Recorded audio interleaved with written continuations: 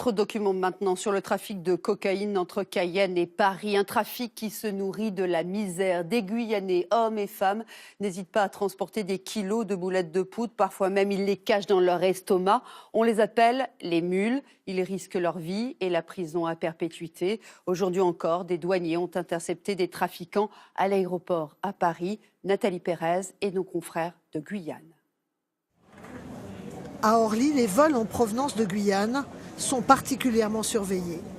Ce matin, cette équipe de douaniers vient de repérer une valise suspecte. Le bagage est aussitôt fouillé. À l'intérieur, les douaniers découvrent plusieurs sachets de lait infantile. Chacun des paquets sera testé dans cette petite boîte en plastique. A priori, c'en est. Le produit vire au bleu, preuve qu'il s'agit de cocaïne pure. La saisie de ce matin, en fait, c'est une personne qui sans doute a pris peur et a laissé son bagage sur le tapis bagage. Le propriétaire a abandonné 4 kilos de cocaïne, plus de 100 000 € de marchandises. Un mandat d'arrêt a été lancé.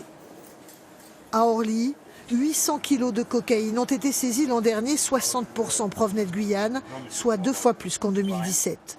Entourée des plus gros producteurs mondiaux de cocaïne comme la Colombie, le Pérou ou la Bolivie, la Guyane est aujourd'hui l'une des plaques tournantes du trafic avec toujours plus d'hommes et de femmes pour transporter la drogue. On les appelle les mules.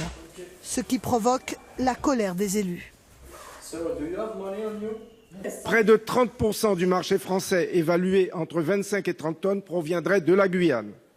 Très concrètement, on compterait 20 à 30 mules par avion, soit plus de 3000 personnes par an et seulement 10% d'interpellés. Pas assez d'effectifs, mais aussi des trafiquants qui profitent toujours plus de la précarité de certains Guyanais pour en faire des mules. Comme cet homme qui vient d'être arrêté à l'aéroport de Cayenne. Pour 2 000 €, il transportait près de 4 kilos de cocaïne scotchée le long de ses jambes. Des mules, hommes et femmes qui prennent de plus en plus de risques jusqu'à ingérer des quantités impressionnantes de cocaïne.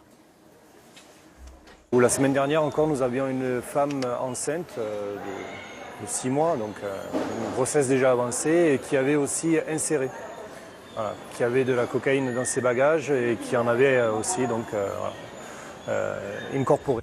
En Guyane aujourd'hui, il n'y a que 25 douaniers pour surveiller plusieurs centaines de kilomètres de frontières.